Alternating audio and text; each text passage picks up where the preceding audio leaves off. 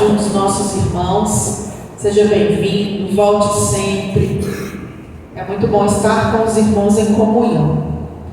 Vamos abrir as nossas Bíblias lá no livro de Salmos. Salmos 51. Enquanto a gente vai abrindo, eu vou convidar a irmã Lucília e a irmã Marcilene, a tia Lucília e a tia Marcilene da salinha, junto com as crianças, a Isa, o Arthur, o Rafael, o Luquinhas, eu não sei se acordou ou dormiu. O Luquinhas também veio preparado, mas acabou capotando aí de sono. Podem ficar aqui do meu ladinho. Vamos lá, irmão, Salmo 51. A gente vai dos versos 10 ao verso 13. Salmo 51, do 10 ao 13, diz assim: Cria em mim, ó Deus, um coração puro, e renova dentro de mim um espírito inabalável. Não me lances fora da tua presença, nem me retires do teu Santo Espírito. Restitui-me a alegria da tua salvação e sustenta-me com um espírito voluntário. Então ensinarei aos transgressores os teus caminhos, e os pecadores se converterão a ti. Como nós cantamos agora, nessa última música, eu me rendo. Que o Senhor transforme os nossos corações, que o Senhor sonde os nossos corações, que o Senhor tire tudo de nós que não agrada ao Senhor, que Ele fortaleça o nosso espírito com um espírito inabalável. Amém? As crianças prepararam um versículo agora, um momento muito especial do Ministério Infantil aqui da nossa igreja, e eles vão falar para a gente o versículo que eles prepararam, né? Vamos lá, vai começar com o Rafael. Boa noite, igreja. Olha, a gente quer primeiro convidar vocês para participar da nossa escola bíblica. É todo domingo, às 9 horas da manhã.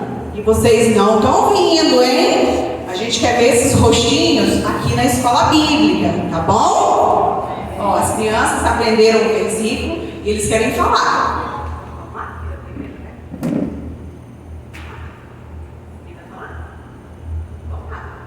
A alegria do Senhor é a nossa força, Neemias 8:10.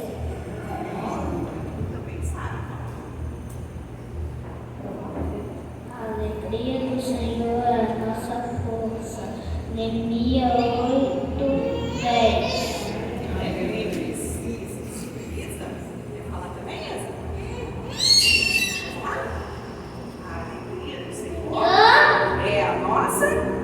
Força, Neemias 8:10.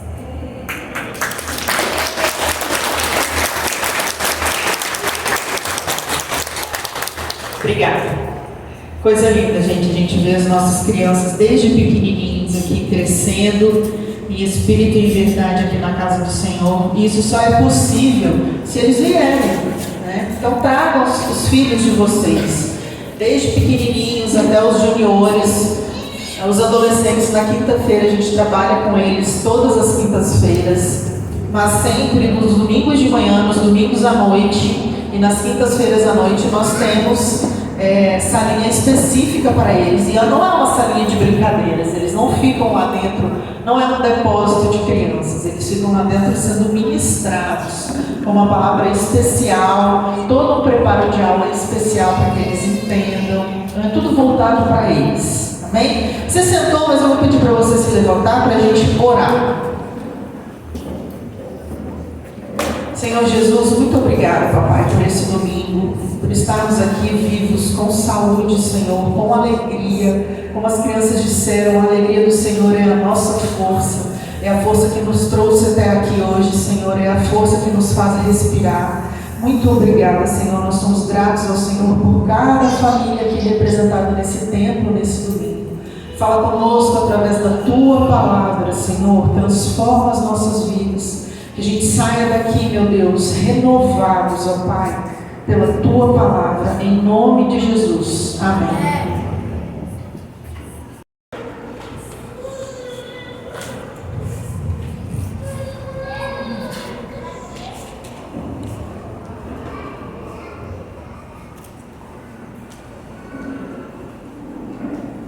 Meus irmãos, graça e paz a todos, boa noite. Deus abençoe sua vida poderosamente. E que saindo hoje daqui, você possa internalizar, guardar no seu coração a palavra do Senhor para cada um de nós. E que essa palavra ela possa servir de bússola para o seu caminho, de maneira tal que você, por ela, seja guiado, instruído e edificado. Convido você para que abra sua Bíblia no livro de Cantares, Eclesiastes, capítulo 11. Eclesiastes, capítulo 11.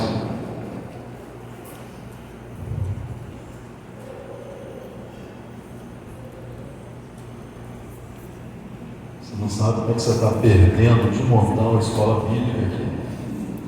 Nós estamos estudando temas muito atuais que dizem respeito a tudo que estamos vivendo como igreja nesses dias. E Deus tem nos abençoado com a sua palavra, e a sua palavra tem nos trazido norte, tem nos orientado. E quando você deixa de receber a palavra, a instrução, você poderá se tornar um mau representante do reino de Deus. Temos falado aqui que o apóstolo Pedro diz que nós devemos estar preparados para dar a qualquer que nos pedir a razão da esperança que é em nós.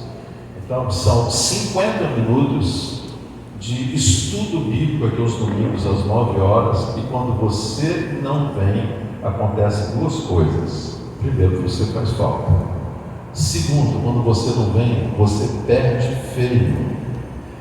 E perdendo, você vai ficar sem munição para poder não defender a sua fé, mas compartilhar a sua fé. Nós temos ensinado aqui à igreja que o Evangelho não precisa de defesa. O Evangelho se basta, mas nós que somos pelo Evangelho transformados, nós precisamos estar equipados com esse Evangelho que são as boas novas de Deus. E isso tem sido possível quando nós estudamos aqui dominicalmente às 9 horas. Então você que ainda não veio, eu te convido, venha, você não vai pagar nada, pelo contrário, tem até um café de graça depois aqui, que a gente sai, bate um papo, alguns irmãos vão para a casa de outro fazer churrasco, quem faz churrasco vai comer cachorro quente, vem para cá, vem para a escola bíblica, 9 horas da manhã, eu tenho certeza que não vai anular seu domingo, pelo contrário, seu domingo vai ser mais brilhante, mais bonito, e você perde. E nós perdemos a sua companhia quando você não pode vir. Muito bem, Eclesiastes capítulo 11, versículo 9.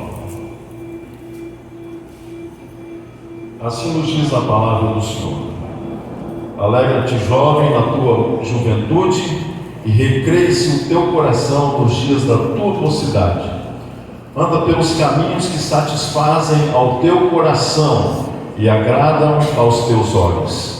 Sabe, porém, que de todas estas coisas Deus te pedirá contas. Você leu aí na sua Bíblia, agora a gente vai ler juntos ali para a gente poder guardar esse conselho da palavra do Senhor. Vamos lá? Alegra-te, jovem, na tua juventude, e recreie-se o teu coração nos dias da tua mocidade. Anda pelos caminhos que satisfazem ao teu coração e agradam aos teus olhos. Sabe, porém, que de todas estas coisas Deus te pedirá contas. Quando nós estudamos Eclesiastes, nós concluímos que esse que foi usado para escrever o Eclesiastes, ou o livro do pregador, foi um homem experimentado. E na sua conclusão, já na sua idade madura, ele faz considerações que nós não podemos desprezar. É muito triste, queridos, quando você convive com pessoas que não aprendem nunca. Existe esse tipo de gente? Existe. O normal seria, a idade vai chegando, nós vamos amadurecendo, vamos crescendo em conhecimento, em experiência, vamos nos tornando mais tolerantes que antes, na nossa mocidade nós não éramos, vamos ficando mais inflexíveis e também vamos adquirindo sabedoria. A palavra de Deus diz que os jovens devem se aconselhar com os mais velhos.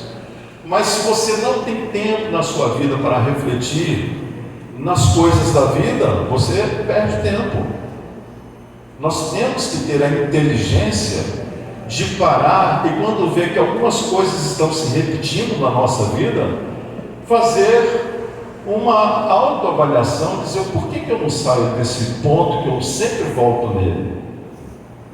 Se nós tivéssemos esse cuidado, que seria uma expressão da nossa sabedoria, toda vez que nós entrássemos em um ciclo de repetição de problemas que nunca saímos deles, nós íamos sair mais rápido. Não saímos porque deixamos de considerar, de ponderar todas as coisas. Então não vive a sua vida assim de maneira irresponsável. Não seja como um cavalo, como uma mula, nos diz a palavra do Senhor, que precisa de um freio, de um cabresto para ser contido. Não viva pelo impulso da sua carne. Em todo momento da sua vida você precisa colocar-se a ponderar, a considerar os seus caminhos. Por isso Salomão escreveu esse texto tão maravilhoso. E quando você olha aqui no capítulo 2, deixa o capítulo 11 marcado, e vamos paginar lá atrás, no capítulo 2, ele fala umas coisas que eu quero ler com você. Ele diz aqui no capítulo 1 ainda, no versículo 13, capítulo 1, versículo 13, ele diz assim: apliquei o coração a esquadrinhar e a informar-me com sabedoria de tudo quanto sucede debaixo do céu. Olha o que ele está dizendo aqui. Ele teve o cuidado de parar e refletir de tudo que acontecia na vida dele e das outras pessoas. Você precisa ter esse cuidado também. Como é que vai a sua vida? Está indo bem? Ou você vive problemas que vez por outra se repetem? Hoje na escola bíblica nós aprendemos que, independente de quem seja, todos nós temos um ponto fraco. Todos nós temos um elo da corrente que, se bater ali, quebra. E por conta disso nós temos que estar vigilantes naquele elo da nossa corrente, que é facilmente rompido, facilmente quebrado. E aqui Salomão diz que ele aplicou o seu coração a esquadrinhar, ou seja, a examinar e a informar-me com sabedoria de tudo quanto sucede debaixo do céu. Este enfadonho trabalho impôs Deus aos filhos dos homens para nele os afligir. Esquadrinhar, pensar, refletir, dá trabalho. E nós temos que sair da zona de conforto e ter a coragem de aplicar ao nosso coração ao estilo de vida que nós vivemos. Vale a pena continuar desse jeito ou eu preciso mudar? Em que eu preciso melhorar? O que eu posso fazer para mudar? E disse aqui Salomão, eu quero ler com você, que ele, então, aplicando o seu coração a refletir sobre as coisas da vida, ele faz o seguinte, esse capítulo 2, disse comigo, vamos, e eu te provarei com alegria. Goza, pois, a felicidade, mas ele descobriu que isso também era vaidade. Do riso disse, é loucura, e da alegria disse, que serve a alegria? Resolvi no meu coração dar-me ao vinho, regendo-me contudo pela sabedoria e entregar-me à loucura, até ver o que melhor seria que fizessem os filhos debaixo do céu durante os poucos dias da sua vida. Irmãos, quando você passa dos 50 anos, nós descobrimos que a vida é muito breve e que, se pudéssemos dar uma boa esticada, esticar aí com uns 1000 anos, aos nossos olhos seria uma grande vantagem. Mas se vivêssemos 1000 anos, nós também teríamos a mesma conclusão que Salomão teve. Sabe o quê? Que mesmo vivendo 1000 anos, a vida é breve, que debaixo do céu não existe nada novo e que tudo é vaidade. Versículo 4 do capítulo 2: empreendi grandes obras, edifiquei para mim casas, plantei para mim vinhas, fiz jardins e pomares para mim. Nestes plantei árvores frutíferas de toda espécie. Fiz para mim açudes para regar com eles o bosque que reverdeciam as árvores. Comprei servos e servas e tive servos nascidos em minha casa. Também possuí bois e ovelhas, mais do que possuíram todos os que antes de mim viveram em Jerusalém. Amontoei também para mim prata e ouro e tesouros de reis e de províncias. Provi-me de cantores e cantores e das delícias dos filhos dos homens, mulheres e mulheres. Engrandeci-me e sobrepujei a todos os que vieram antes de mim em Jerusalém. Perseverou também comigo a minha sabedoria. Tudo quanto desejaram os meus olhos, não lhes neguei, nem privei o coração de alegria alguma, pois eu me alegrava com todas as minhas fadigas, e isso era a recompensa de todas elas. Eu acho que a maior parte de nós aqui não podemos, à semelhança de Salomão, dizer assim: tudo aquilo que os meus olhos desejaram, eu tive. Nem sempre poder é querer. Nem sempre querer é poder, a gente sabe disso. Talvez você quisesse ter uma casa melhor, mas você não pode ter uma casa melhor, um carro melhor. Talvez hoje você esteja com a sua saúde baqueada, e se Deus não intervir, você poderá ter grande prejuízo na sua saúde. Desejo de viajar, de passear em lugares legais, de viver em ambientes diferentes do que estamos acostumados. A gente deseja isso, e sempre a gente consegue realizar esses desejos, ou terminar um curso, uma faculdade. Mas Salomão disse que no seu Eclesiastes, ele disse que tudo aquilo que ele desejou, ele teve, ele possuiu, foi algo do governo dele. Mas sabe como ele conclui? Que tudo é vaidade. E voltando lá para o capítulo 11, no versículo 9, concluindo essa análise que ele diz: alegre-te então, jovem, na tua juventude, e recresça o teu coração nos dias da tua mocidade. Anda pelos caminhos que satisfazem ao teu coração e agradam aos teus olhos. Sabe, porém, grifa isso na sua Bíblia, sabe, porém, que de todas estas coisas Deus te pedirá contas. Eu quero falar com você hoje sobre o cuidado que nós devemos ter para não andarmos nos caminhos do coração. Nós temos que ter muito cuidado para não andarmos nos caminhos que os nossos corações traçam. A Bíblia fala sobre isso, fala que ele, Salomão, se deixou levar pelos caminhos que o seu coração traçou. Tudo aquilo que os olhos dele desejaram, ele o satisfez. Como resultado, ele mesmo diz que a sua vida nada mais era do que vaidade e aflição de espírito. Tinha um buraco muito grande dentro do coração dele, um vácuo existencial, porque a vida dele, por ele ter todos os seus desejos satisfeitos, ele perdeu o sentido de viver. Quem foi Salomão? Segundo a própria palavra de Deus, diz que nunca antes dele houve, nem depois dele houve pessoa tão rica quanto ele foi, e também tão sábio. E na sua sabedoria, ele diz que não negar os desejos do seu coração trouxe para ele aflição de espírito. O que tem afligido hoje o seu coração? O que tem trazido angústia à sua alma? Você está vivendo uma vida irresponsável?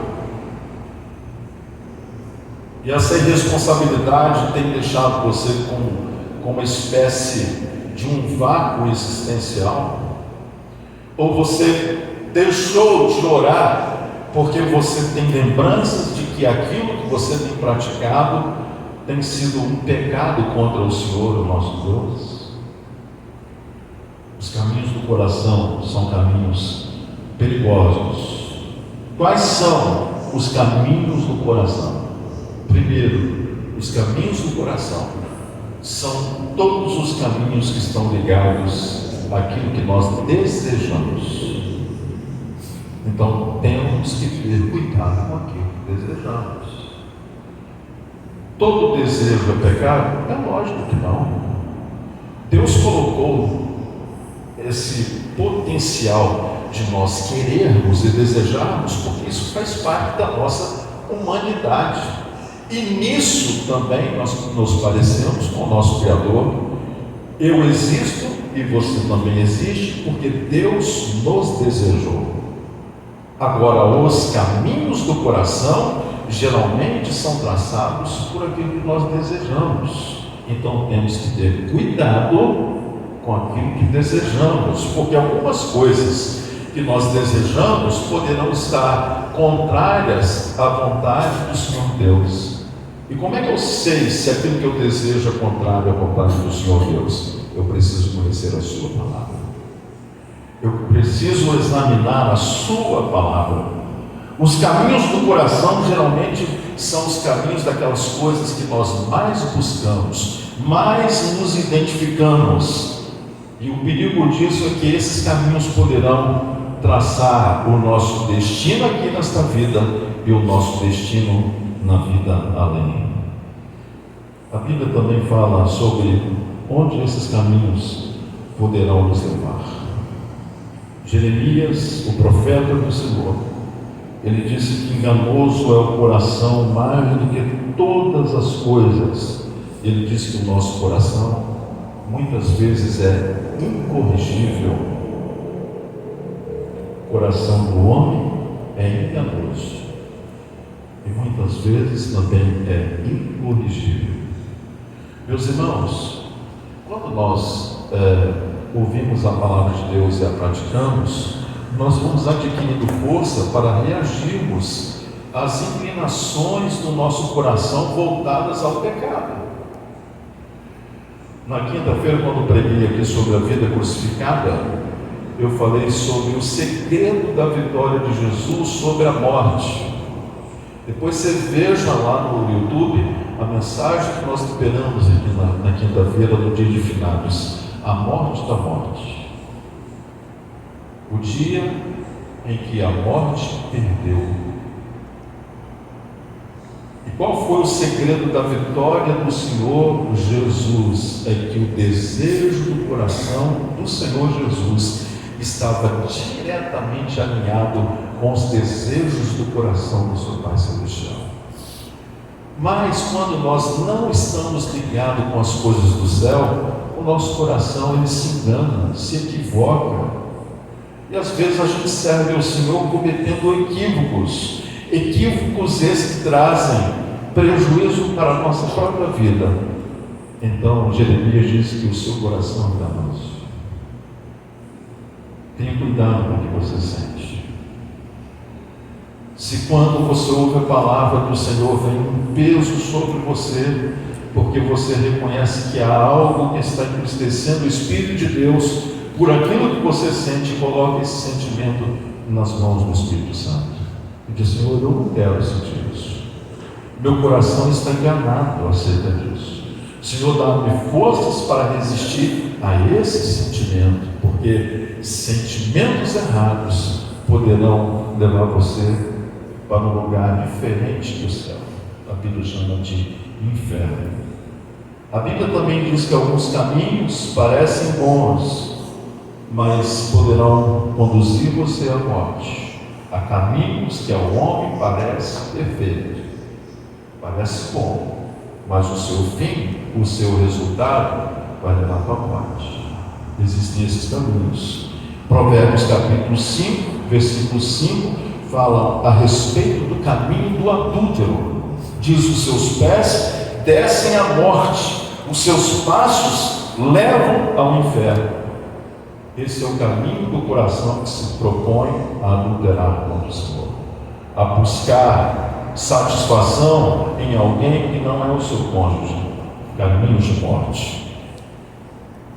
O caminho do crime é outro caminho que muitas vezes, quando praticado, vai levar a pessoa para longe do Senhor. Há um caminho que ao homem parece de leigo, mas o fim dele o conduzirá à morte. O caminho do crime, o caminho das drogas, o caminho do suborno, caminho de morte. Provérbios capítulo 21, versículo 2 diz: todo o caminho do homem é reto aos seus próprios olhos, mas o Senhor sonda os corações. Caminhos que não estão alinhados à presença do Senhor em nós trarão peso na nossa vida, deixarão a nossa vida com um grande buraco, um vácuo, e você não sabe como preencher esse vácuo, e você começa a usar de subterfúgios para preencher no seu coração, na sua alma, aquilo que só Deus pode preencher. Por isso Salomão diz: todo o caminho do homem é reto aos seus próprios olhos, mas o Senhor sonda os corações. Irmãos, quando a gente pensa assim: poxa, Deus sabe tudo que eu penso, sabe? Graças a Deus que Ele tem esse poder. Então, se nada que eu faço, penso ou desejo fazer não é nada oculto ao Senhor, então por que eu não corro direto para Ele e confesso a Ele, admito diante dEle a minha fragilidade, diz: Senhor, me ajuda. Senhor, eu sou fraco, mas Tu és forte. Senhor, eu não consigo, mas em Cristo Jesus eu posso todas as coisas, porque o Senhor me fortalece. São palavras do alto que vêm para tornar a trazer para o centro da vontade de Deus um homem que está andando longe da sua vontade. Por isso que nós encontramos conforto e não medo por Deus conhecer o nosso coração. Jeremias 17:10 diz assim: eu, o Senhor, esquadrinho o coração. O que é o coração na Bíblia? Não é só o seu mundo sentimental, é o seu mundo intelectual, é o seu mundo mental. O Senhor Deus diz que Ele esquadrinha, ou seja, Ele examina como nós muitas vezes não examinamos. Eu, Senhor, esquadrinho o coração e provo a mente, ou eu provo os pensamentos, isto para dar a cada um segundo o seu proceder, segundo o fruto das suas ações. É por isso que Salomão estava preocupado em andar direito diante de Deus. Deus deu tudo a Salomão, muito além daquilo que ele pediu. Mas quando ele olhou para trás, ele entendeu que uma vida sem Deus, mesmo tendo muitas regalias, ela fica completamente sem sentido. E qual é a vantagem de nós andarmos com os nossos pensamentos e sentimentos alinhados com a palavra de Deus? Olha o que está escrito: e isto para dar a cada um segundo o seu proceder. Ou seja, o que eu penso, o que eu elaboro, o que eu desejo com as minhas entranhas, eu vou receber a recompensa disso, sejam elas positivas ou negativas. Por essa razão, nós precisamos avaliar os nossos desejos, pensamentos e ações à luz da palavra de Deus. Qual é o caminho que eu devo andar? Uma vez que eu preciso examinar se eu estou andando nos caminhos que o meu coração traçou. A Bíblia diz que eu preciso andar no caminho de Deus, no caminho do Senhor. Assim nos diz a palavra do Senhor, que o caminho de Deus, ele é perfeito. Jesus disse como eu devo andar nesse caminho. Ele disse: eu sou o caminho. Então devemos andar nele. Devemos andar com ele, cheios dele. Quem anda com Deus poderá até errar, mas errará muito menos. Aquele que anda com o Senhor tem a voz do Senhor como seu guia. Quando os pés começarem a tomar um novo rumo, a voz do bom pastor trará você para o centro da vontade dele. Você, como alguém sábio, porque entendeu a palavra do Senhor, você sempre vai se alegrar quando o Espírito Santo impedir você de trilhar caminhos que são do seu coração. Nós ouvimos hoje aqui na escola bíblica que o Espírito Santo guiava os apóstolos na igreja primitiva. E quando nós somos totalmente guiados pelo Espírito e estamos para fazer uma grande bobagem, o Espírito Santo dentro de nós nos impede de fazer aquela bobagem. A bobagem dos caminhos do coração. Andar neste caminho significa andar com Jesus. E há um texto na palavra do Senhor que foi uma expressão do próprio Senhor Jesus, quando ele disse que eu e você seremos chamados por ele de amigos, se de fato e de coração e com toda a alma nós fizermos a sua vontade. Vós sereis meus amigos se fizerdes o que eu vos mando. Evangelho de João, capítulo 15, versículo 14. Então, como conclusão dessa meditação, o que eu preciso fazer para não ter a triste experiência que Salomão teve, de tal maneira que no final da sua vida ele disse: é tudo vaidade. É como quem corre atrás do vento. É como nuvens sem água. É como nadar muito e morrer na areia de cansaço, esgotado, sem nenhum vigor. Em primeiro lugar, a Bíblia diz que um homem que está andando em um mau caminho, ele deve abandonar todo o caminho mau. O caminho que você tem trilhado é um caminho aos olhos de Deus mau, abandone esse caminho. Não se deixe guiar por esse caminho. Segundo, coloque os seus sentimentos diante da palavra do Senhor. Se quando você reclina a sua cabeça, o seu coração se pesa por causa dos sentimentos e caminhos do seu coração, reconcilie-se com o Senhor. Irmãos, já parou para pensar que diariamente no final do dia nós temos a grata possibilidade de nos acertarmos com o Senhor pelos erros que cometemos durante o dia? Todos nós aqui erramos.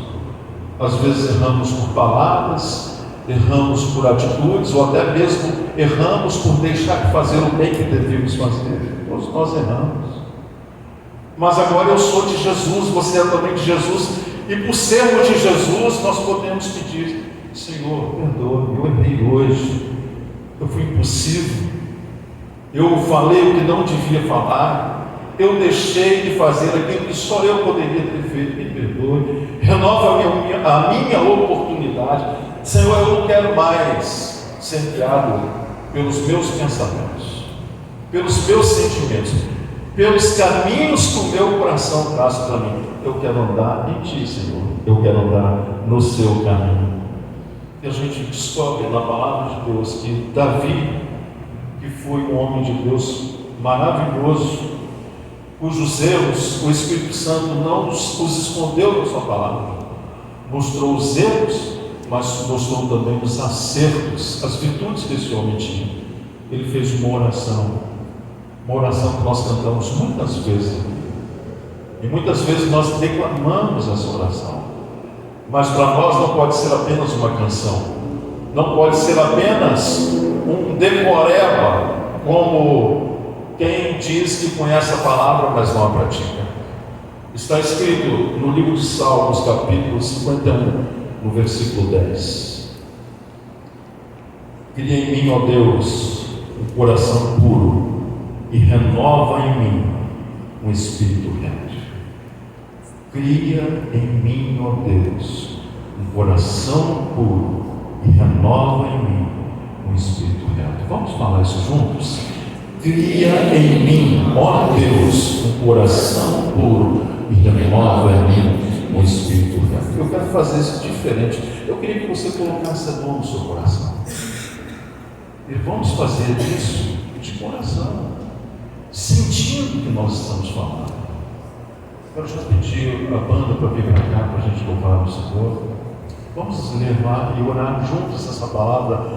Cria em mim, ó Deus, um coração puro e renova dentro de mim um espírito inabalável, ou um espírito reto. Termino aqui dizendo que o Salmo 139, os versos 23 e 24, Davi assim se expressou: sonda-me, Senhor, e conhece o meu coração. Prova-me e conhece os meus pensamentos. Vê se há em mim algum caminho mau e guia-me pelo caminho eterno. Ó Senhor, esta é a tua palavra. É a tua palavra, Senhor. Ah, Senhor, o Senhor está falando com muita gente aqui nesta noite. Somos teimosos e quebramos a nossa cara muitas vezes quando achamos que o nosso coração está nos levando para a direção certa. Perdoa-nos, Senhor. Eu sei que orações estão sendo erguidas nessa hora, e sei que o Senhor que ouve orações e sonda os corações está, ó Deus, examinando a nossa motivação nesta noite. Pedimos nessa hora, queremos, ó Deus, caminhar no caminho que te agrada.